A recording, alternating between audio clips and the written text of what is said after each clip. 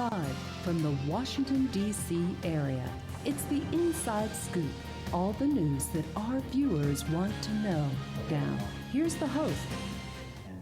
Welcome to Inside Scoop. I'm your host, Catherine Reed, and joining me tonight is Christopher Fay, Executive Director of Homestretch. Thank you so much for being here, Christopher. Oh, it's a pleasure. Pleasure to be with you. So Homestretch might be familiar to some of our viewers and maybe unfamiliar to some of our other viewers, but basically you're a nonprofit organization that provides transitional housing. Why don't you tell us a little bit about it, how Homestretch came into being back in 1990? Well, back in 1990, homelessness was one of the issues that was making a presence on all the national magazines. It was considered a crisis time. A number of people had come out of mental institutions thinking that they could be supported by psychotropic drugs in their own communities and weren't really managing it. It was also the time of the crack addiction crisis. There were lots of factors. There was a lot of poverty. We had gone through a recession, so there was a high unemployment. But it became this big issue in many communities. It's interesting, if you look at a lot of organizations that are dedicated to homelessness, they probably started around that time. A number of other organizations in this community started at the same time. But we had two people, Nancy Taxon and Kieran Sharp.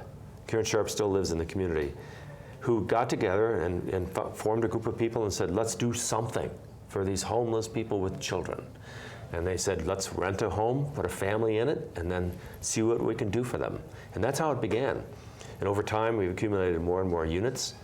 Always scatter sites, so nobody knows where our housing is. It's mixed in with other housing. It's mixed into the community. And then over time, we also started developing more and more services because we realized it wasn't just a question of putting them in a house. We also had to provide the resources and the skills so that they could move out of poverty. So it's about housing, but it's also about helping people move out of poverty.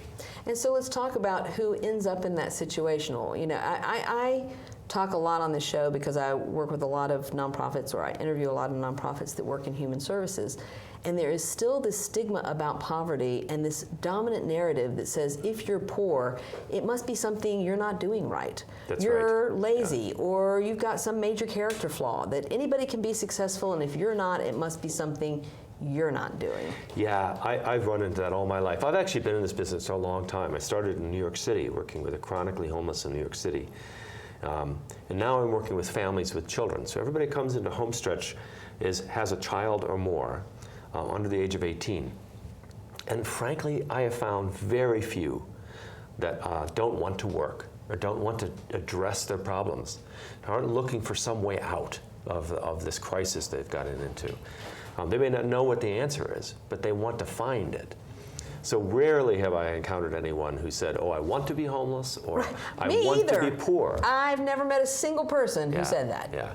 So, and let me tell you a little bit about who we serve, because I think there is some myth busting here.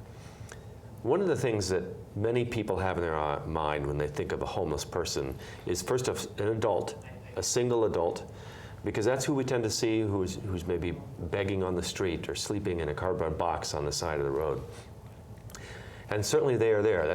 Many of them we consider the chronically homeless, people who have long histories of coming in and out of institutions, might have mental illness combined with some drug addiction, and their lives have unraveled. That is not all the homeless. As a matter of fact, 60% of the homeless in the United States are people in intact families, meaning they have children. And that scenario, that homeless family is much less likely to make themselves visible. They want to hide from their children this grave crisis that they're going through. So, but they're there. The average age of a homeless person in the United States is only 9 years old. That, let's put an exclamation point behind that. The average age of a homeless person in the United States is 9. Yeah. If that was a multiple choice, if that was on Jeopardy, everybody would miss that question. Right. Everybody would miss it because that's not what we think. We have a dominant narrative that's in the media. It's in a lot of things that tell us who homeless people are, and yet the reality is that what we think it is wrong. Right. And the average person, average adult in Homestretch is a single mom, but she's not necessarily, again, we can demonize the single mom as if she's been careless in her choices. 60% of the women that come into our program are domestic violence victims. So they have left the relationship because it was so violent and so abusive and so controlling that they would rather risk homelessness than stay in it. That means that was a pretty bad situation. Right. Another 5% are women who have been human trafficked, either for sex or for labor. These are people whose lives have been, they've been victimized by someone else. And they're in crisis. We have some refugee families from places where our military has been involved, like Afghanistan, Iraq, the Sudan. And we have people whose lives have come undone because of some kind of unexpected crisis, like a death of a loved one, or some medical crisis that has meant that they're unable to work full time. They may be able to work, but not full time. And their income is so low that they just can't make it. Prolonged unemployment. So everyone who comes into our program has children, and everyone has gone through some kind of trauma, and they're looking for a way to get out of this terrible situation. And some of those stories are on your website, which is homestretchva.org.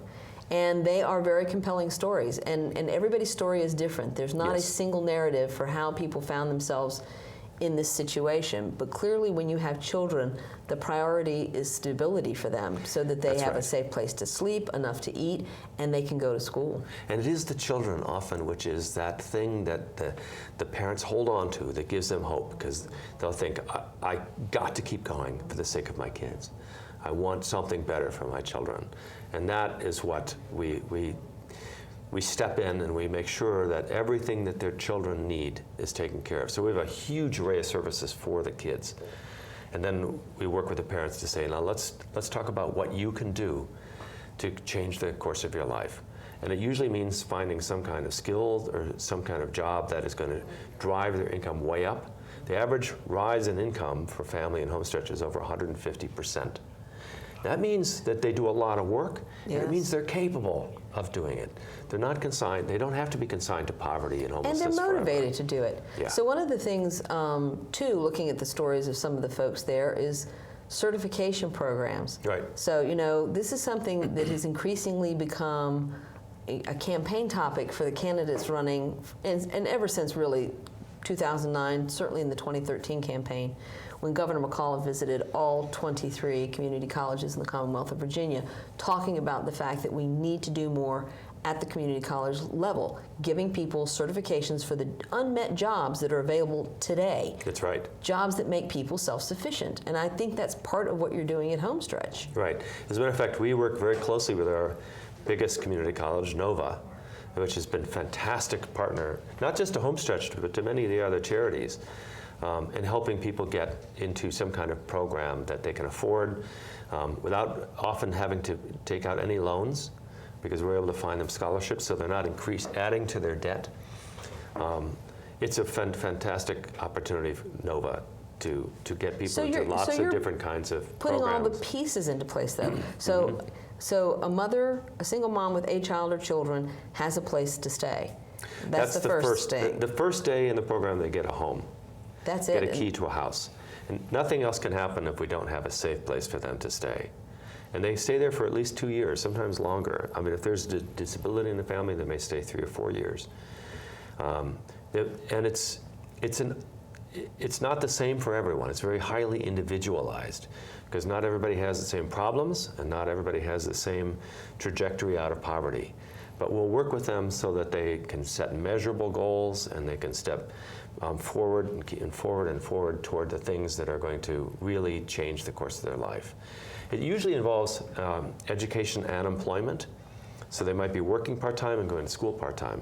It also means addressing dynamically the issue of debt, because many of these families come in having debt that they can't pay off. And you don't need a lot of debt to ruin your credit. You just have to have had an inability to pay it, and your credit can get shot. And if you have bad credit, there's lots of jobs that won't hire you, and there's most landlords will check your credit, and they won't give you a house. So you're actually trapped in that situation, unless somebody can come in and show you the way out. So in helping people with a customized set of supports, first of all, they have to be motivated and driven. So, and I'm sure too that compiling the supports and the volunteers are about how to help them along on their journey that they've decided. Someone who decides that they want to be a medical technician or a dental hygienist. That's something that's like, this is what I want to do, and then you come in with a program for that specific family that includes paying down the debt, saving money. And I know that you mentioned that everybody saves money. Right. It's interesting. Sometimes a family will come in and they've gone through such terrible times that the mother, or if there is a father, they may not be able to imagine what is going to get them out of there. All they know is they want a safe place for their kids. So they may not actually know what they want to do. But we start with that hope, that little glimmer of hope, and build on it. A great example of this is a few years ago, we had a woman come in. She had separated from her husband because he was a raging alcoholic and was basically just disrupting the family. He wasn't adding to the value of the family. And she had 7 kids, 6 of her own, and 1 was a nephew that she'd taken in because her sister was in worse shape. But she loved that little boy. She brought him in. 7 kids. What was she going to do? And we talked to her about, well, what did you dream of when you were young? She said, well, I always wanted to be a nurse. So we said, well, let's look into that. Now, for her, with 7 kids, it meant she was going to stay between 2 to 3 years, much longer than almost any other program can afford to keep someone. But for us, that meant she was going to make such a fundamental difference in her life that it was going to affect all 7 of those kids, and she was going to be out of poverty. And sure enough, she worked her butt off. She studied hard. We provided all the stuff that her children needed. She had to do that work. We couldn't study for her. Right. She had to pass those courses. But she didn't have to pay any money in terms of tuition because we found her scholarships, we provided her tutors, we took care of the kids. And sure enough, she managed to become a registered nurse. She's now a nurse at Inova. Isn't that amazing? And her kids are doing great. And they saw what her mother did. They watched her mother overcome all these tremendous obstacles. They're proud of her. And that meant these kids also can dream big for themselves. Right, so you're not saving one person, you're saving a whole family. And in this case, that was 8 people. Yeah. That was 8 people who were lifted up out of poverty and shown a future that included stability. And in the path forward, that's the other thing, you're so right. People have to see the way out. Like, how do I get out of where I am? And a lot of times I think people don't see a path. So when we come back, we're going to be talking with Christopher Fay about Homestretch, which is based right here in Northern Virginia and provides a lot of support for people who are overcoming homelessness and getting them to the point of self-sufficiency. So please join us after the break. One day these rats were playing in the woods. How's that? Listen to smoke before you give it a try. Only you. Don't play with matches. Don't play with fire. Cause there's nothing very funny about nothing very nice on a homeless mind. So if a gorgeous force is what you desire, don't play with matches. Don't play with fire. Yeah. Only you can prevent wildfires. Fire. Why don't you just wash your car at home? When I wash my car, everything runs down the street and down into the storm drains. With all the chemicals in the soaps and waxes, the last thing I want to do is poison my own drinking water. At least here, it's all contained and recycled on site. That's why I also take my car in for oil changes instead of doing it myself. I might take a chance on spilling stuff. You know what the best part is? What? More time to kick back and watch the game. How far would you go to protect the planet? I want you to build an ark. Here we go. Okay, that's good. Oh, okay. Ow! Maybe there's another way. People, the flood is imminent! Is it too much to ask for a little precipitation? Go to fightglobalwarming.com to find out what you and your community can do to reduce global warming pollution.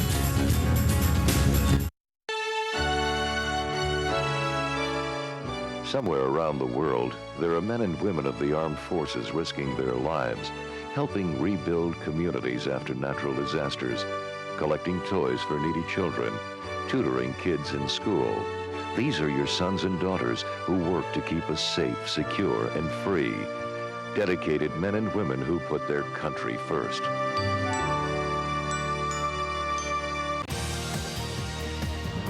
back to the Inside Scoop. Here again, your host. Welcome back to Inside Scoop. I'm your host, Catherine Reed, and tonight we are talking with Christopher Fay, the Executive Director of Homestretch. Thank you so much for taking time. Love being here. Thank you. To explain this to us. So I want to talk a little bit about the Earned Income Tax Credit, because I sit on the board of Bright Paths, and we work with people who are working in our county and struggling to make ends meet. And the Earned Income Tax Credit, I know, is important for 100% of the clients we work with. So explain a little bit about how you counsel people about the Earned Income Tax Credit. Well, first of all, we make sure that they know about it, and if they're eligible for it, we help them get it. We have a whole financial literacy program that's run by a credit counselor. From the day they come in, we schedule an appointment with her probably within the first 2 weeks of their time with us. They sit down and she's going to run a credit report with them. So possibly for the first time, they actually see visually what their life looks like and what is available to all sorts of other people, like employers and landlords. And we talk through what is the process of dealing with this. If they have debt and if their credit has been ruined, what are the tools we have available? And the Earned Income Tax Credit is one of the tools. Because once they start working, even if they're only working part-time, because as I mentioned, many of the adults in the program will be going to school part-time and working part-time. But if they're working, then they're going to be eligible for that. If they get that Earned Income Tax Credit, one of the main things we do is we use it to help them pay off creditors. So for instance, if somebody has been homeless and they were sort of a year before they came to Homestretch, they were scrambling. A mother trying to figure out what to do. She borrowed money from this person, or she borrowed money from this. She defaulted on this debt so she could pay this one, thinking at any moment maybe she'll get a better job and she can just take care of everything. Didn't happen. It all just cascades down, and she's left with $5,000 or $6,000 worth of debt and a terrible credit score. What we tell her is we're going to use 10% of her gross income, supplemented by the tax refund she gets through the Earned Income Tax Credit, to negotiate on her behalf with her creditors, which is something that she probably could not do. On her own, like how would the you even creditors start? don't want you to negotiate with them. They only want to work with a third party, and you don't even know who those third parties are, whether they're going to be working on your behalf or not. Right, legitimate or scams. So we have our own, and she's brilliant at it. And so she might get, say, $6,000 back and owe $10,000. And so Heather, our credit counselor, can negotiate with them to say, look, we have this one chunk of money, let's make a deal. And she ends up being able to wipe out most of their debt within 1 to 2 years. So one of the most profound things that allows us to do is to help both savings and clear up bad debt so that credit score can rise. Catherine, one of the greatest things I'm so proud of is the average rise in credit score for a family in Homestretch is 137 points. Wow, 137 points. Yeah. That's a huge leap. That's a huge leap. It can make the difference. The difference in life, getting the job. In terms of what kind of job they're going to get, and what kind of their ability to rent the right apartment or become a homeowner.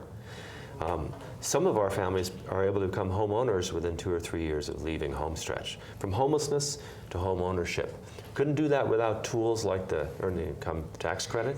That's true, but you were saying before the show started that there are people who can actually end up paying more in a home, paying less in a home mortgage, That's right. paying in rent because rents are so high. Rents are so high, especially in Fairfax County, that it's almost impossible for somebody to move out into a marketplace, a market rent.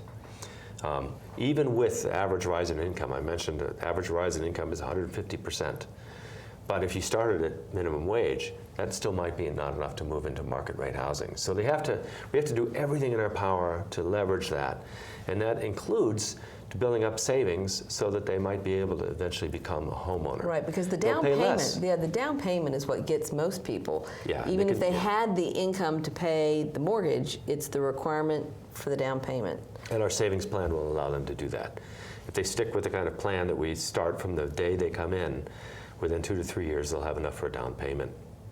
And then they're paying less for their housing. And they have an asset. Right, they're building equity into something. Yeah, it's your house actually it's like putting money in a savings account, and that over time, you build equity. Yeah, what we're really doing is we're not just helping a person in terms of homelessness. We're helping a person in terms of their complete overall financial health.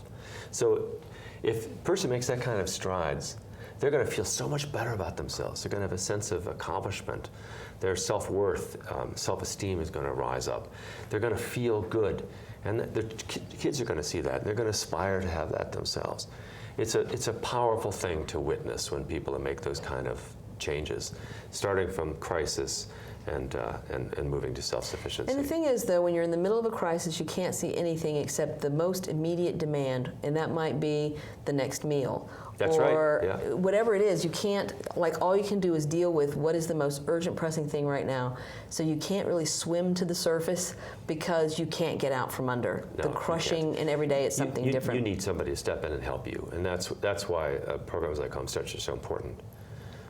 So you actually, too, bring a team of people. So it's not even, so to me, this is like Navy Special SEALs, you know?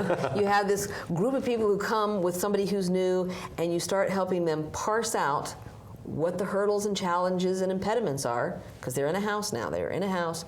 The kids are safe. They've got enough to eat, clean, safe place to sleep, all of the things that are at the bottom of Maslow's hierarchy. That's right. So now you need to start identifying, okay, to get you out of the crisis, we need to be doing this.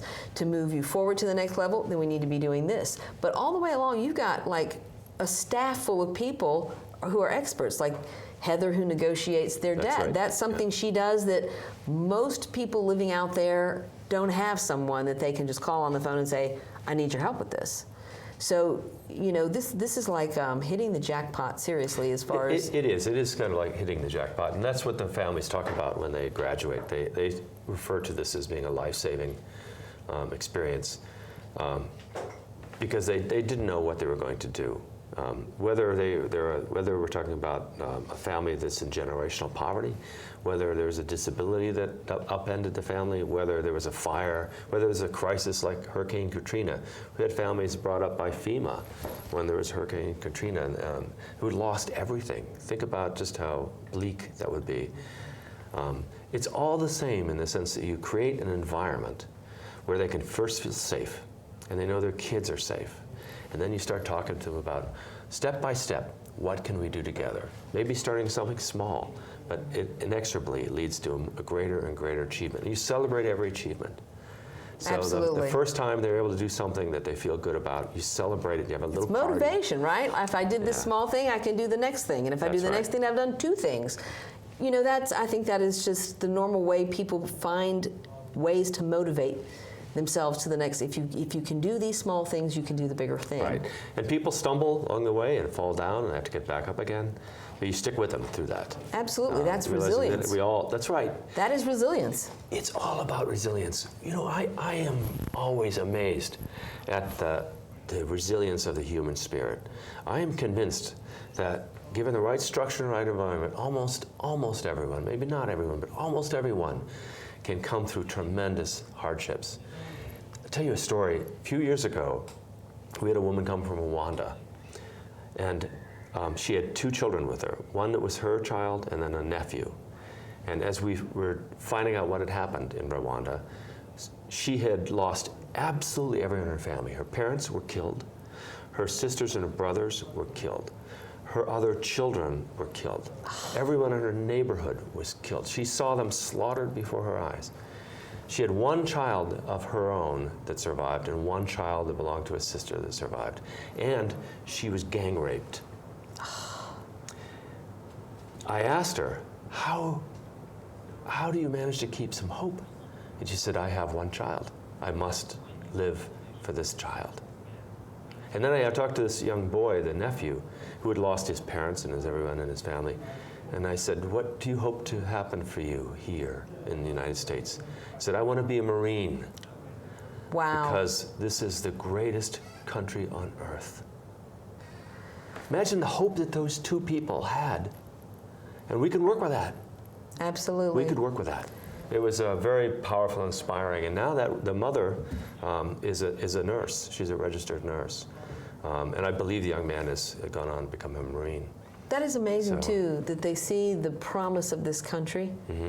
And I hope that we will always be a country that opens our doors to people who see that we have the possibility of shaping their future into something that they want. I mean, I hope this country, I feel like that's what America has always been to me. I agree. Yeah.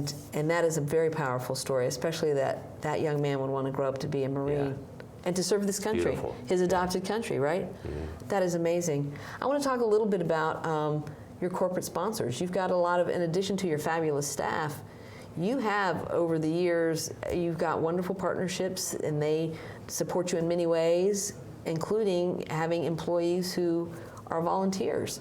Yes. Yes, well, we've been very strategic about how we want to develop the program and to develop a financial sustainability over time.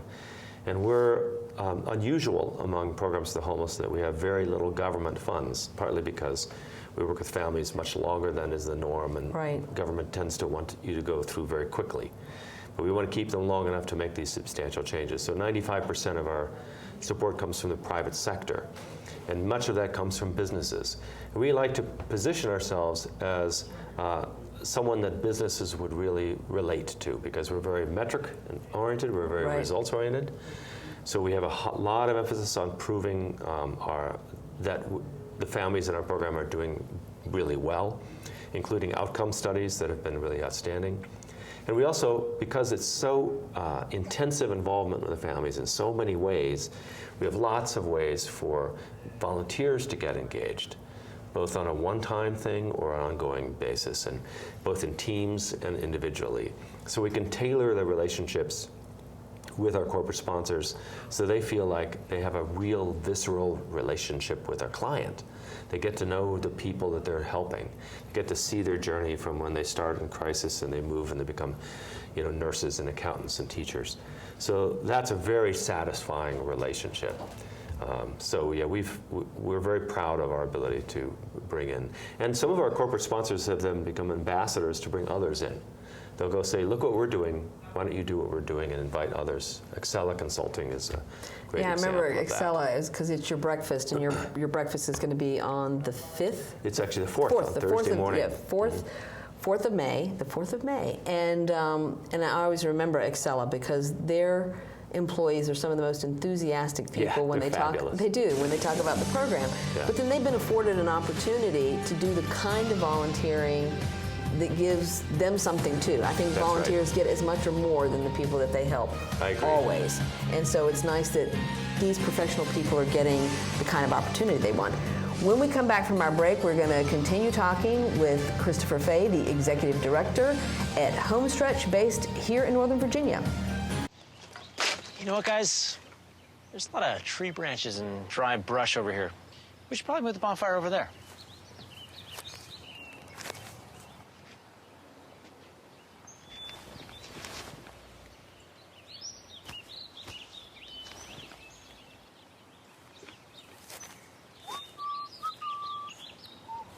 I'm guessing Smokey liked that idea.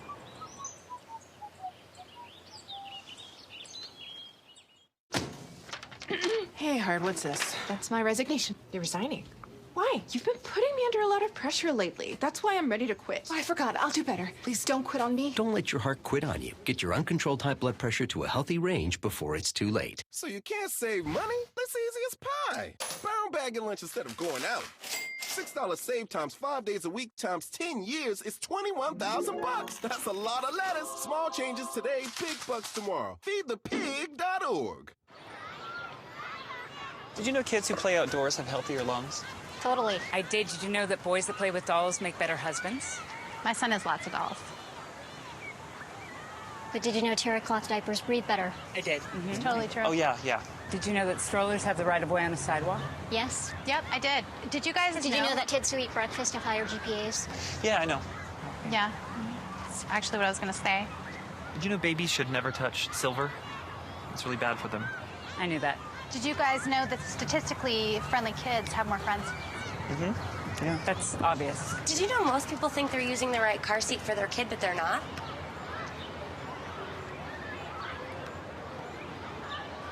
Parents who really know it all know for sure that their child is in the right seat at the right age and size.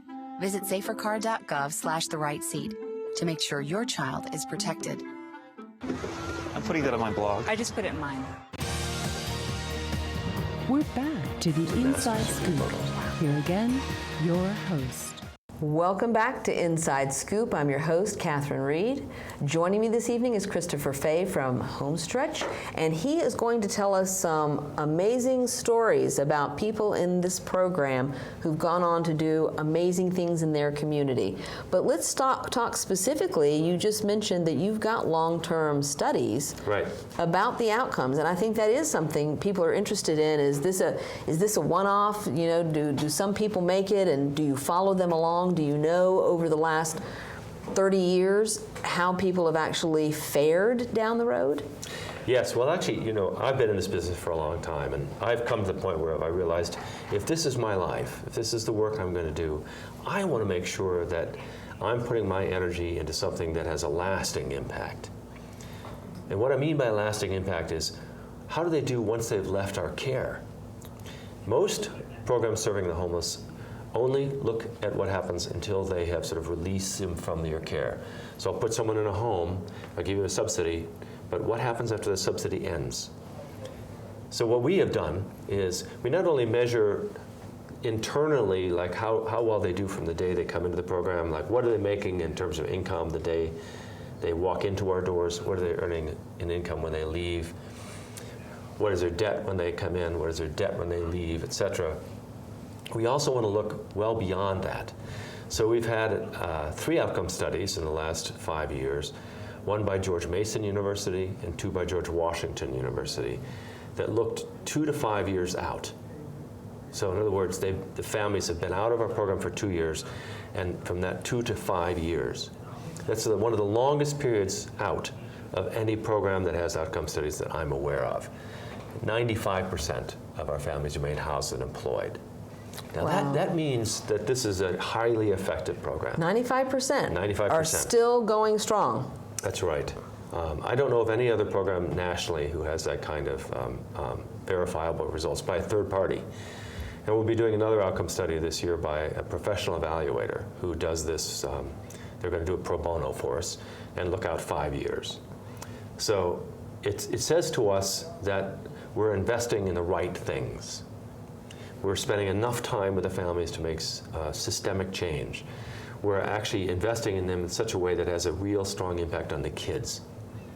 At our breakfast on Thursday morning, we have one young man who is a PhD candidate talking about what it was like to be a child in Homestretch. Wow. We have another one who is getting her master's degree talking about what it was like to be in Homestretch. So this is the Homestretch story. It's taking that family and staying with them long enough that they have a trajectory out of poverty towards something very powerful in their lives that affects the whole family. And we can't really structure a program like that unless we're certain that it's working. So we're going to continue to do these outcome studies every 2 to 3 years to make sure that we're still doing the right things. And every time we do it, we realize, oh, there's something we can improve. So it means in a constant state of refinement. The clients change over time. Right. You know, in the last few years, there's always a few refugees, but they're always from different places.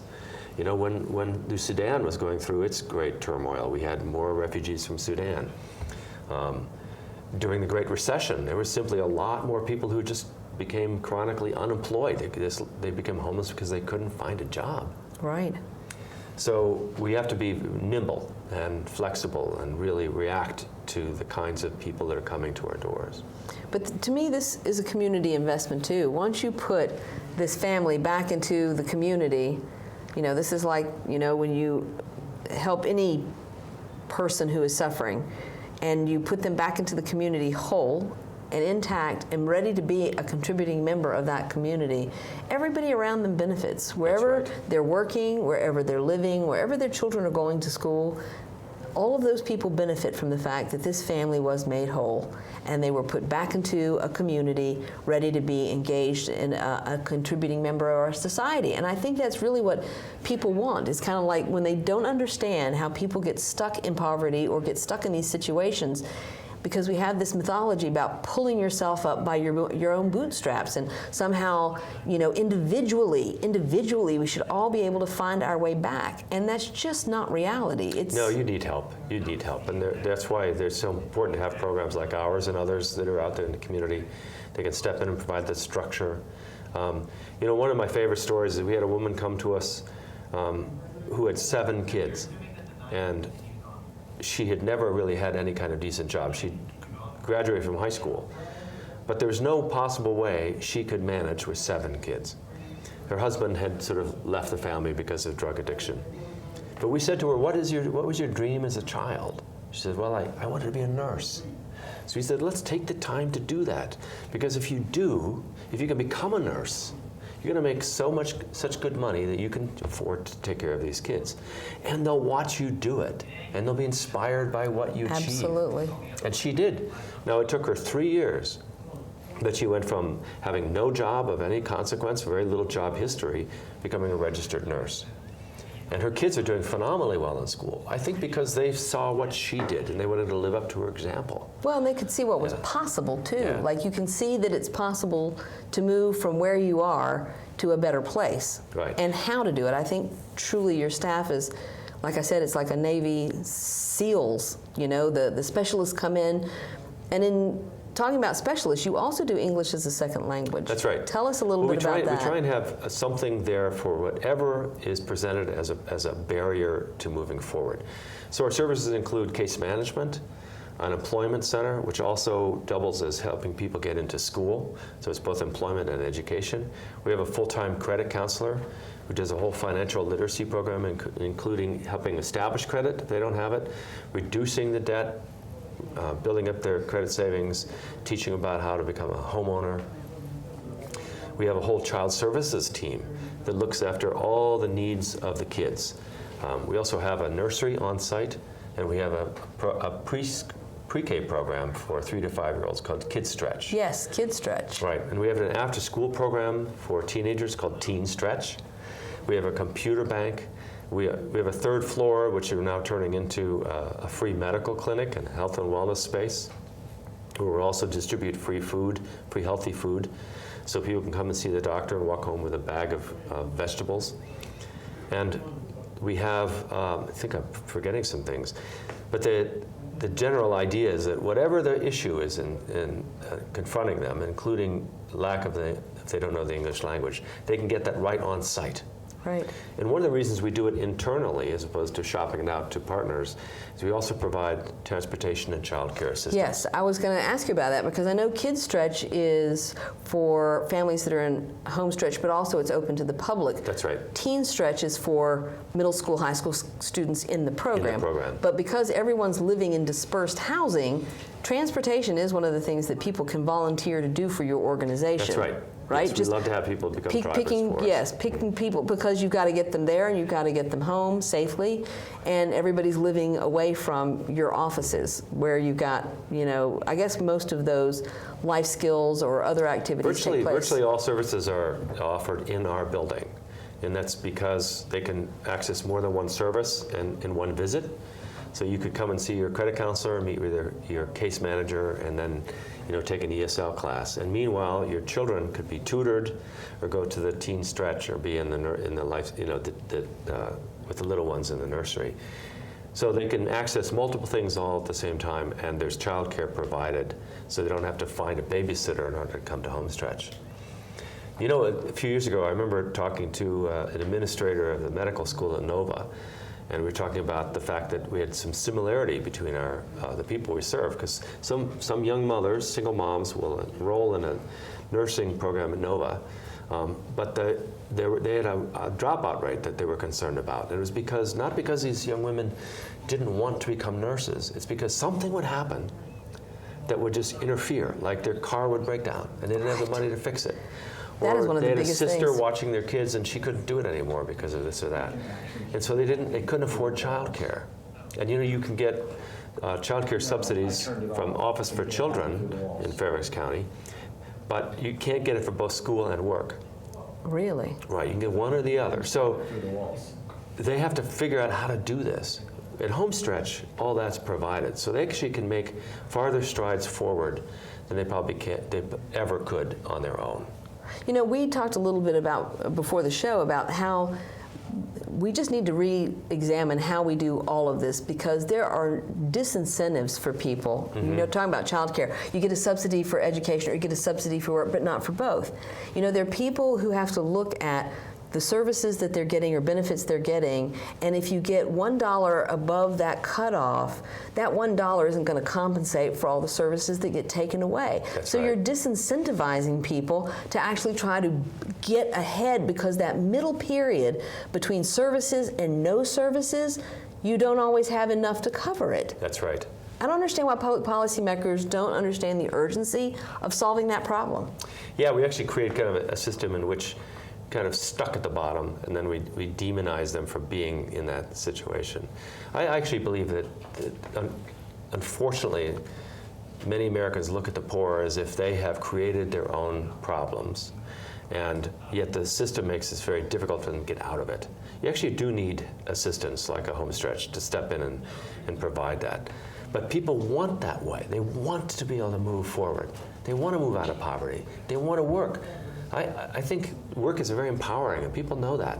They like to have a job that they can feel like. It gives their life value and meaning. People want to do meaningful work. They want to, and they want to be self-sufficient. And they want to see their kids succeed. Right. They want their kids to do better than they do. So, you know, everybody dreams that their children will have a wonderful, beautiful life, better than they had. And it's very hard if the children can't see a way out. So by helping the parent, you provide that witness to the kid. Absolutely. You know, and the cost of housing is a huge factor in this particular area. I mean, I think housing affordability is not unique to Northern Virginia, but it's causing crushing situations, because college graduates, young professionals, it's not just poor people. No one can afford to live here. And so that kind of, the crushing cost, people are spending more and more of their income just for housing. So there is no money for food or bills or anything unexpected, like I think car repairs and unexpected healthcare crises are what's killing a lot of people who are just on the edge. It takes them from we're just getting by, and it drops them to we're not getting by. We're not making it. Right. And so I think going forward, we have to examine, this is not about one issue, it's about a lot of issues and how they fit together. And I think you're doing a great job in trying to consolidate a lot of needed services in one place and customize it to each individual family and what that individual family needs. Yes. So when we come back from our break, we're going to talk in our final segment with Christopher Fay of Homestretch about what the future holds in the immediate and long term, and also how our viewers can get involved if you're interested in helping support the work of Homestretch here in Northern Virginia.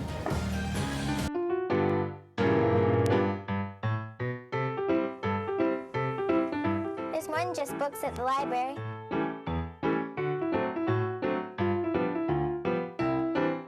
There's more than just books at the library. Excuse me. There's more than just books at the library.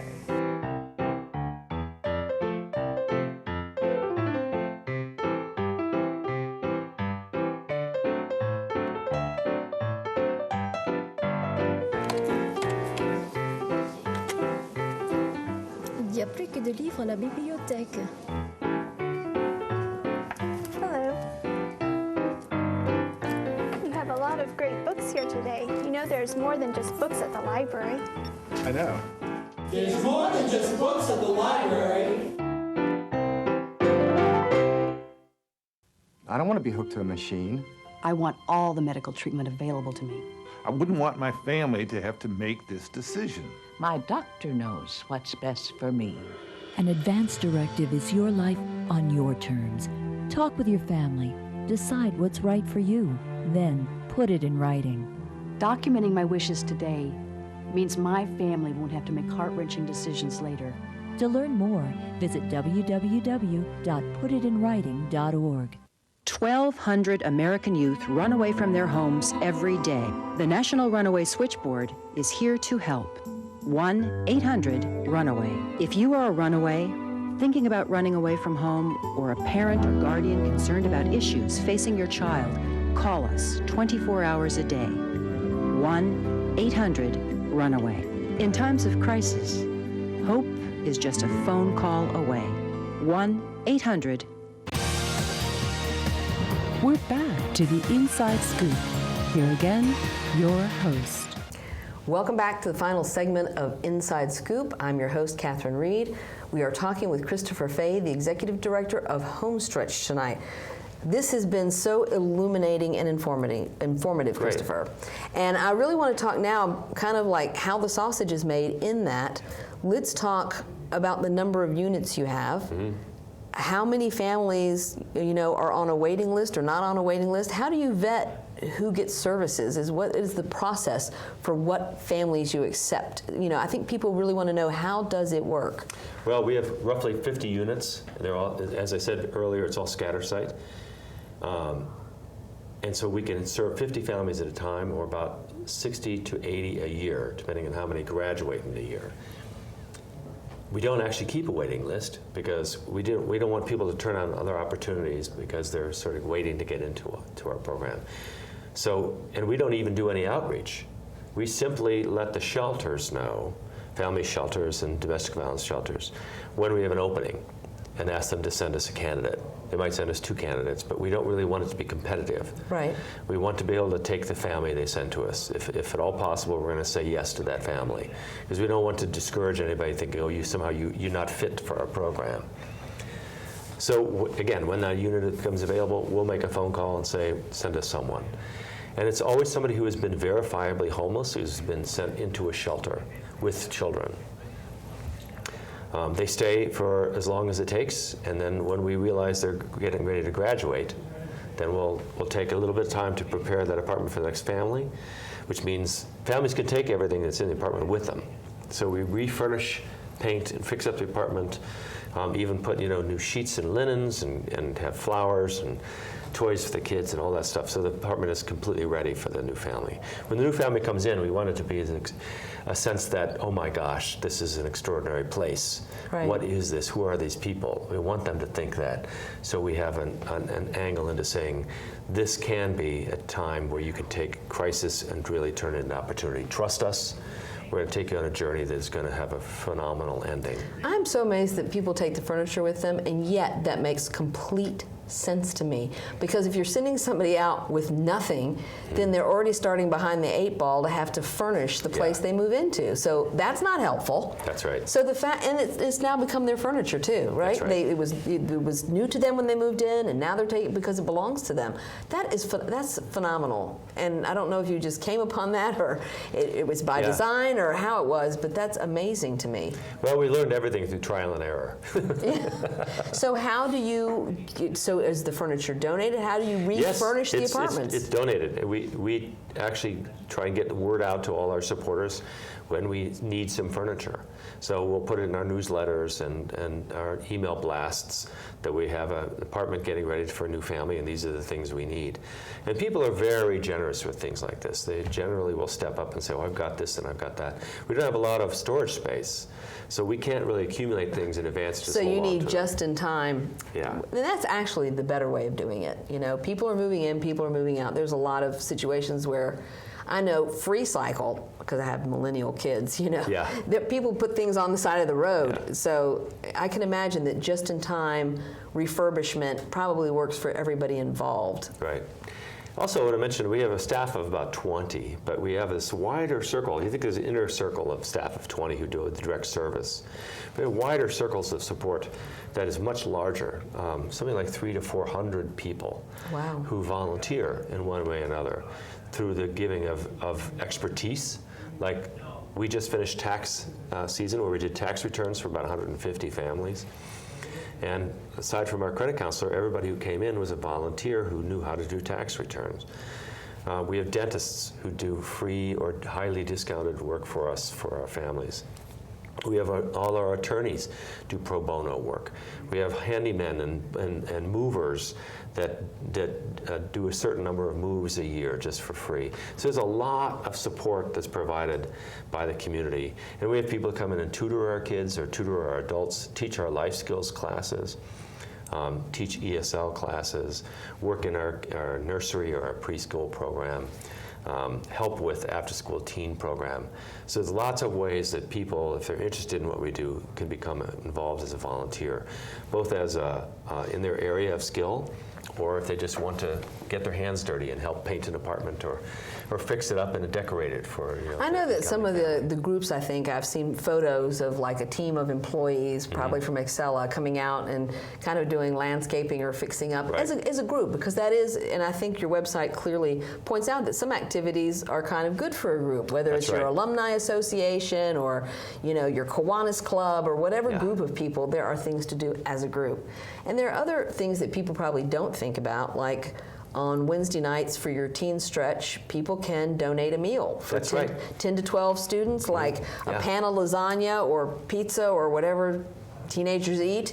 But you can, you can take and drop it off before 6:15 in the evening, and you can provide that meal. That's right. And also snacks. I noticed that you can come up with for the life skills classes, I guess, just snacks so that people have something to eat. Right. You know, preferably very healthy snacks. Absolutely. And you know, that's the thing about trying to manage anything that's around busy people's schedule, is trying to get people fed. You can't really skip dinner, or, you know, kids are always hungry, and so you have to manage that, and that's not easily managed. No, and actually, what a service this is, because, you know, the kids are coming from school, the parents are coming from work or school, and they're coming in order to come to an evening courses. They work long hours at Homestretch. Right. It's not easy. They get up early to get their kids off to school, and they go to work, then they go to whatever training program they're in. They come back here and have classes again in the evening. We ask a lot of the families, and so the least we can do is make sure they're fed. Exactly. You know, and but I have to say, that's probably not something that leaps to mind when people are like, how can I volunteer my time, talent, and treasure? It's like, if you enjoy cooking, especially if you don't have a large family to cook for anymore, Homestretch wants you. Yeah. Cook that crock pot full of something delicious. Yeah, and if you want to do something internally in terms of your company, we have people who do drives. They're going to collect things that we need. So sometime we might need mattresses, we might need vacuum cleaners, or Easter baskets, or welcoming baskets. Every family that comes in, there's a welcome basket when they move in. And that's just a sign that, wow, there's somebody out there who's thinking about me and my family. Lots of things like that. And there's a lot of non-perishable things, and I think this is across all nonprofits. The larger sizes of diapers are very hard to get. Yeah. Size 4 and above, the pull-ups, I mean, they're just not something that's donated very often. Right. Things like cleaning supplies, paper towel, sort of the non-perishable, but they're absolutely essential. None of us could live without them, and yet they're not things that people spend money on, and because they're non-perishable, it's much easier to store them. So, you know, there's a list on your website, which is homestretchva.org. I discovered there's another Homestretch out there. That's right, there's another Homestretch There's another Homestretch out there in Georgia. So it's homestretchva.org, and people can find all of the opportunities to volunteer or to give or to donate. Going forward, so the shelters kind of give you families as needed, and you've got 50 units. Any plans to expand that? Have you kind of capped it right now? We realize that it's so effective that we would like to be able to grow. We would need to raise more money. To the extent that we can bring in more income, we would like to grow. I think we could still be as effective as we are if we had twice as many families. So I would love to see in the next 10 years we go from a capacity of 50 homes to 100. Another thing that we'd really like to do is to replicate what we do in other locations, because we believe that every community should have something like Homestretch, where people who want to change the course of their lives, turn crisis into opportunity, they could do that. And we believe what we do is there's no special sauce. There's a design, there's a philosophy, and there's a way of working with the community to create all that that's completely replicable. So I'm spending more time talking about what we do, speaking at conferences, and we have a lot of articles. We had 21 articles in the Washington Post in the last 3 years, which is very helpful for us to get visibility. Yes. We've won all sorts of awards for our work. So we're hoping to inspire others to do what we do so they can have that same kind of impact in their own local, in their own I think that's it. I think if you've got a model that's replicable, then it's about getting the word out. In other words, people shouldn't have to reinvent the wheel. You invented the wheel. You just need to find the communities where they can put the pieces together and find the donors. 95% of your money is private money. So you have to be in a community where you've got community partners willing to step up and provide a reliable source of revenue. That's right. But thankfully, we're getting such outstanding results, results that eclipse almost what anyone else is doing, that people like to know that if I'm going to give my money to something, that it really is making a difference. It's impactful. It's led to something really concrete that I can see and touch. And I feel that way. Well, I think the very fact that your breakfast on the 4th of May is sold out. Like there's no more spaces, no more seats for your breakfast. And this is a fundraising breakfast. To your point, you have to turn people away who want to come to give money to your organization. So that's pretty nice. It's a good problem to have. Right. But if you didn't get to the breakfast, we just want our viewers to understand that if you didn't get to the breakfast, that donate button is very prominent. Yes. At homestretchva.org. We need their support.